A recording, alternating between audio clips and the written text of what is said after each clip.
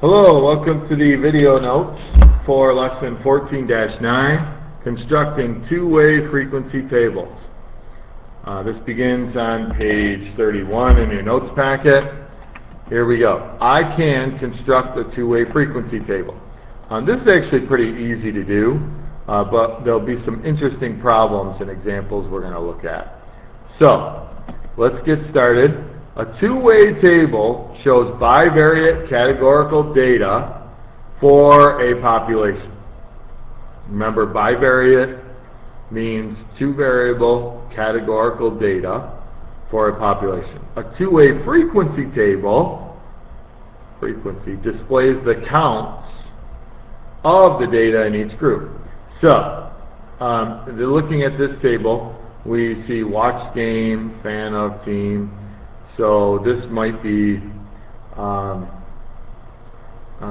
maybe a table of your favorite team, or your favorite basketball team, or your favorite baseball team, one or the other. So whether or not you watch the game, yes or no, and then we have fan of the team.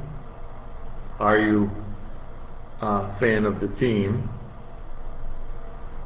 And then we've got home and away. So you'll see that the data is in two different columns and two different rows. So we've got column variable and we've got the row variable. I'm a little confused about how this is right here. It says fan of team and then home or away. I think it should be location of team, but whatever. Or maybe it's if you're a fan of the team and they're home, or a fan of the team and they're away. I don't know. Anyways, so you'll probably notice, and if you look down here, there's some explanation of everything, that this information all adds up. 42 plus 33 equals 75. And same thing here, and then same thing here. We can also say the same thing about, so that's if I'm finding the totals going vertically. You can find totals going horizontal, so the rows. When you add 42 plus 18, you get 60. I keep putting a plus in there. Equals 60. 33 plus 7 is 40. Adds going side to side, and you get the same number. Now, what's nice is this total here, 60 plus 40, and this total here, 75 plus 25, both equal the same. So that's kind of a check to make sure that your information is accurate. So go ahead and take a look. Take a minute to look this over if any of that was confusing. To understand a little bit more about the data and the values in each of the rows and columns. We're going to now move ahead to page 32 and actually fill this in. Okay, so you asked 60 of your neighbors whether they donate to charity. Now, I don't need to do this, but I'm going to go ahead and do it now. I know my grand total is 60. So I'm going to put that there because we asked 60 of your neighbors. So when I'm done, these two boxes should add up to 60, and these two boxes should add up to 60. There are 30 women who give to charity and 15 who do not. So I look at the gender column and I see female and donates, yes. So 30 do, 15 do not. There are 10 men who give to charity and 5 who do not. So I'll put 10 here and 5. Now, I need to finish my totals. So for the males, I'll do 10 plus 5 is 15. For the females, 30 plus 15 is 45. Now, 15 plus 40 is 60. Now, we're not done because we have these totals we need to fill in, which are pretty easy. 10 plus 30 is 40. 5 plus 15 is 20. And this is our check. 40 plus 20 is 60. So, oops, I bet some of you are saying, wait, you made a mistake. I see it. So you don't get to tell me about it in class. 45. Alright. Based on the information in the table, what gender donates more? Well, that's pretty easy. I'm going to go to the yes column and look male or female, and it's obviously female. So females donate more than males.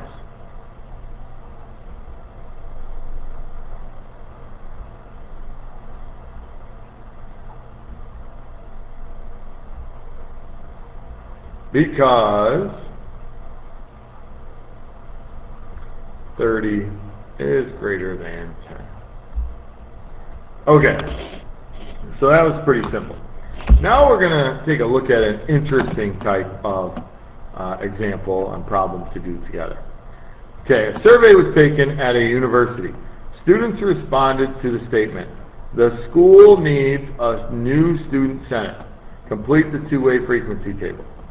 Now, this is actually not bivariate necessarily. Well, we've got the class and then we've got the response, but there is a lot of information here.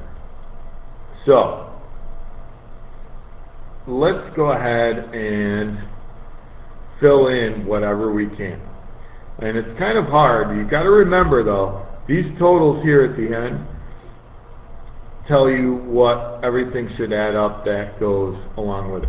So I'm going to start with this row right here, going for the agree. Freshman, sophomore, junior, senior, by the way, is the different class names. Freshman is the first year students, sophomore, second, third, fourth. Okay, so agree.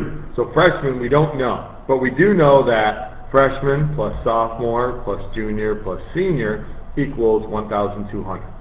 So in my calculator I type in 1,200 and then I subtract 168, 264, and 336 and I get 432.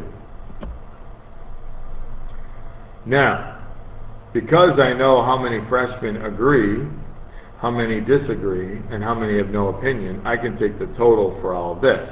So I'll add going from top to bottom, 432 plus 288 plus 192, and get 912.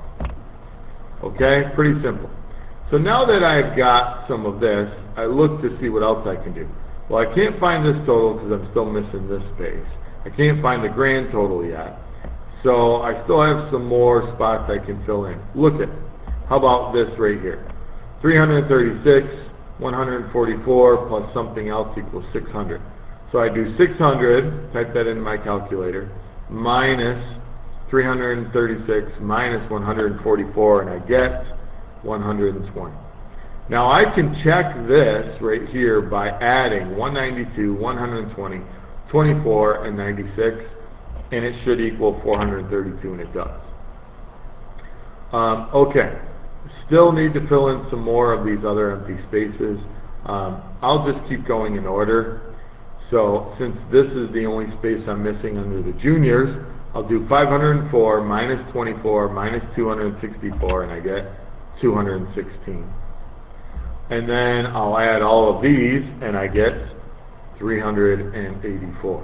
So now since I have the total all across the bottom, I'm going to add that all up, and I get 2,400.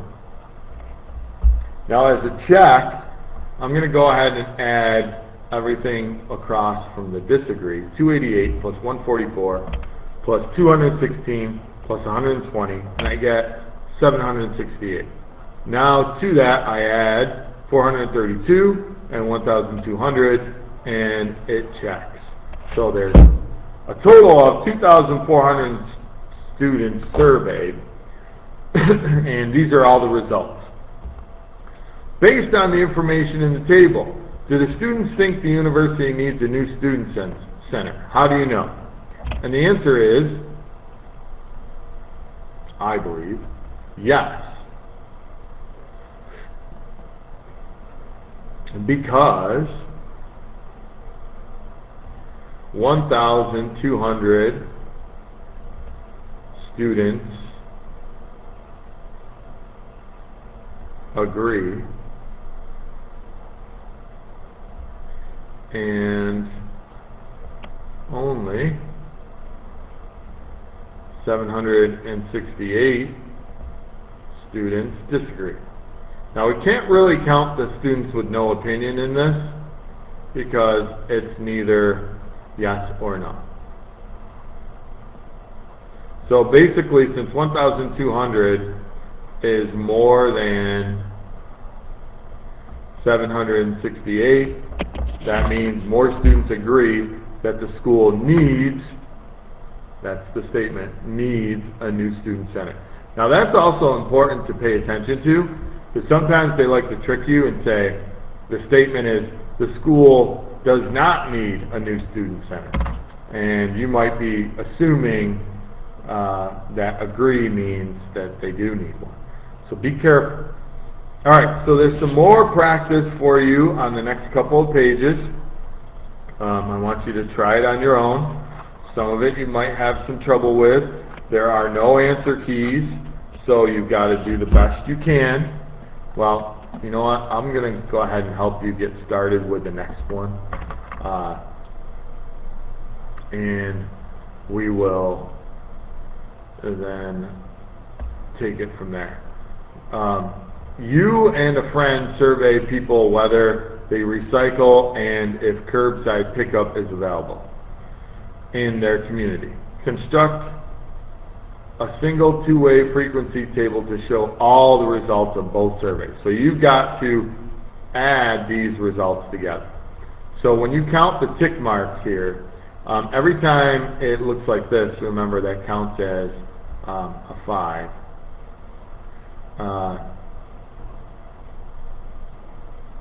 And be careful what you are counting, because notice they were constructed in different ways. So it's still basically the same. Pick up, yes or no. Recycle, yes or no. But so you're going to want to make sure that you put things together that go together. Obviously, yes, yes is going to be okay. So we've got 5, 10, 15, 20, 25, 26 here. And over here we have 5, 10, 15, 20, 25, and then that looks like 4, so 29.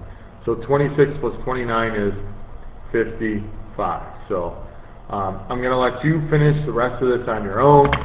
If you have any trouble with it, come see me or a friend for help. Good luck, and we'll see you in math.